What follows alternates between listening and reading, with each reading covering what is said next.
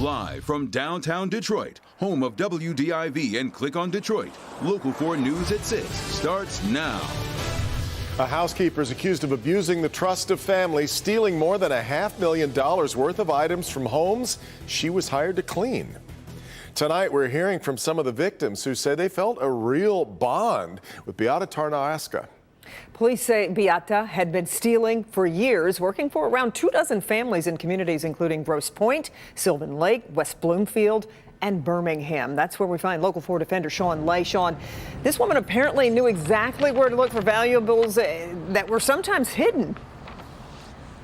Unbelievable story here, Kimberly. You're exactly right. How about here in Birmingham? Here's a picture of Beata. Here in Birmingham, we are told an older couple had $100,000 or more in a crawl space. That is apparently gone. Other families had safes with irreplaceable jewelry, heirlooms from family members, things of that nature. Safes were cleaned out. Police say it adds up to more than $570,000. Other families say it's going to go a lot higher than that.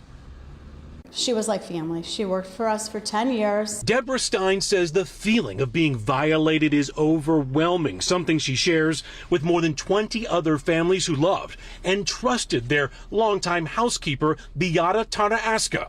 Today, the 39-year-old was arrested and charged with multiple felony counts of larceny for stealing from those families, police say, for years. Stein is out $30,000 in items. Others are out hundreds of thousands of dollars in items. It wasn't about the money. She was making a good 6 figures from all of us. She worked for 25 families. She was charging top dollar.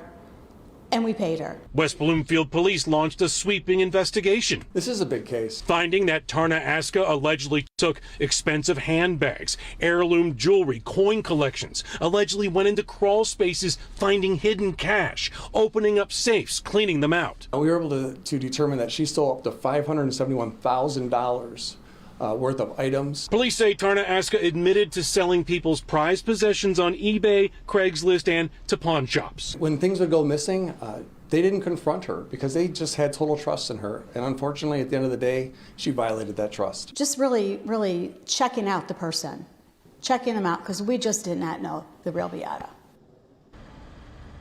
Back here live, Deborah says to check out people that you have come do any work in your home because they never thought Beata, someone they really trusted, would ever be involved in something like this. Long story short here, guys, police are saying, look, take a look at her picture. If you had her as a housekeeper at any time, police want to hear from you in case you have, and go check if anything might be missing. Tonight, she is charged with multiple felonies, held on $50,000 cash bond over at the Oakland County Jail. We're live tonight. Sean Lay, Local 4, back to you. Hey, all right, Sean, thank you. Devin. 6 former employees of United Electrical Contractors filed a lawsuit against the Lansing-based company. It accuses mid to high-level management of racial harassment on job sites. Megan Woods live with more on the specific claims and also the response from the contractor, because Megan, he has a very different take on things, doesn't he? That's right. The company says when they heard about these allegations last year, they looked into them and they say they couldn't find any evidence to support those claims. But the accusers are saying, yes, it did happen, and they want someone to take accountability. Are you an Arab, Muslim, or a towelhead?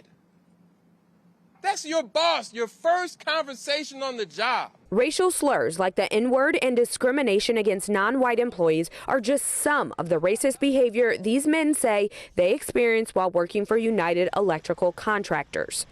And then his boss says, I'm going to get you off my job site. I don't like your kind. By calling me brown boy, asking me if I was a Mexican, telling me to go back to Mexico, dispute the fact that I was born in the United States. They say their bosses and the company knew what was happening but did nothing. At one point in time, a white coworker told me to hurry up or he will pull out his whip. So now they're filing a lawsuit. The justice that we would like to get from this, that United Electrical Contractors be held accountable for letting their employees treat us with such harsh harassment. Jimmy Green, CEO and president of the Michigan chapter of Associated Builders and Contractors, also known as ABC, released a statement calling this lawsuit bogus and the claims false. I've never heard anything remotely close to that. I do know one of the complainants.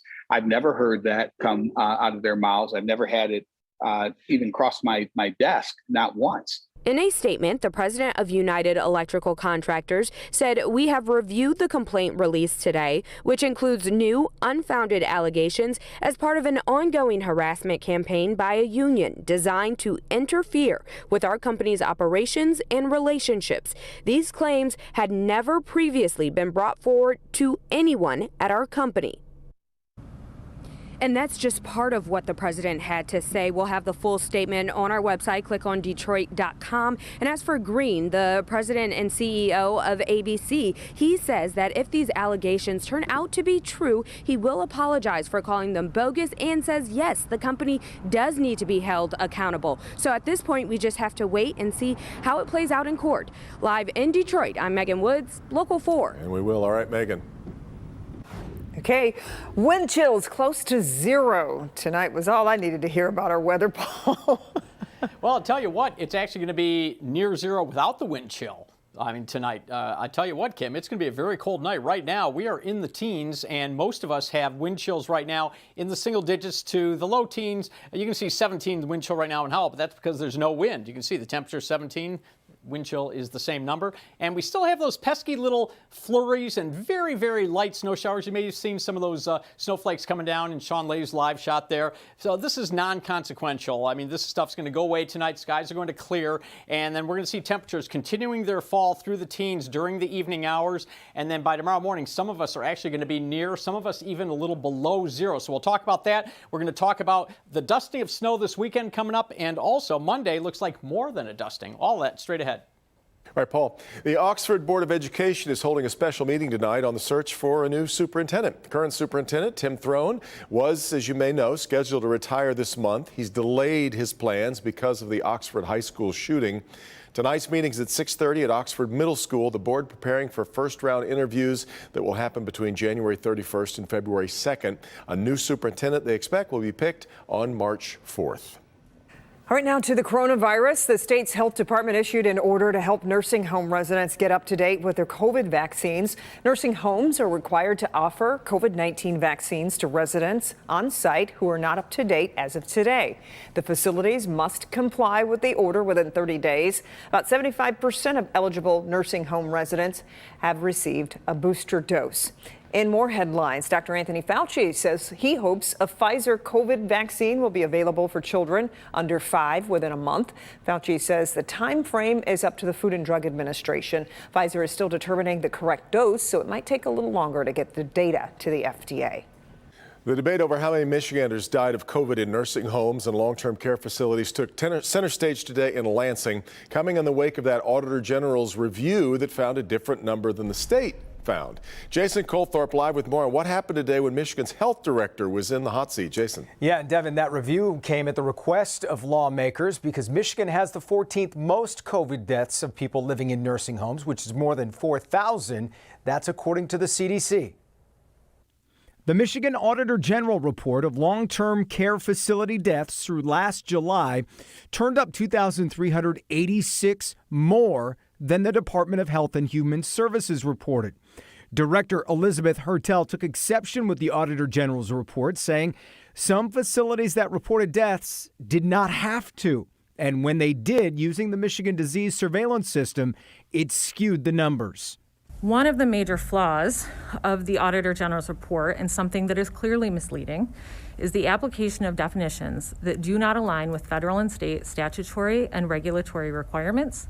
When we and the long-term care facilities report deaths, or the OAG, the legislature, or anyone else analyzes that information and develops conclusions, it is critical that we all use the same definitions and apply the same factual standards. Seniors were placed at threat from this. It was a huge concern, and we need to know these numbers. So going through the technical definitions and saying, well, we didn't have to report because it doesn't technically follow the technical definition, except the executive order applied to them, to me is utterly insufficient.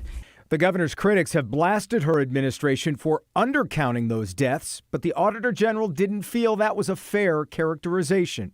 Initially, you used the word underreport, and I don't see the word underreport anywhere in this report. Why didn't you use the word underreport? Well, first of all, for the long-term care facility-related deaths or linked deaths, We knew the department wasn't tracking all of the ones that we reflected in our letter, so we didn't feel the word underreport was fair. We cited it as a difference. The Auditor General and his staff were also grilled pretty hard about how they came up with those numbers, and Ringler stood firm behind his staff's final count in all of that. Back to you. Okay, Jason. A former Oakland County priest is sentenced to prison in a sex abuse case dating back to the 1970s. 79-year-old Gary Berthiaume pleaded guilty to 2 counts of second-degree criminal sexual conduct and no contest to 1 count of gross indecency. The charges stemmed from allegations of abuse involving 3 different victims who were between 13 and 15 years of age at the time. Berthiaume was sentenced today to 17 months to 15 years in prison.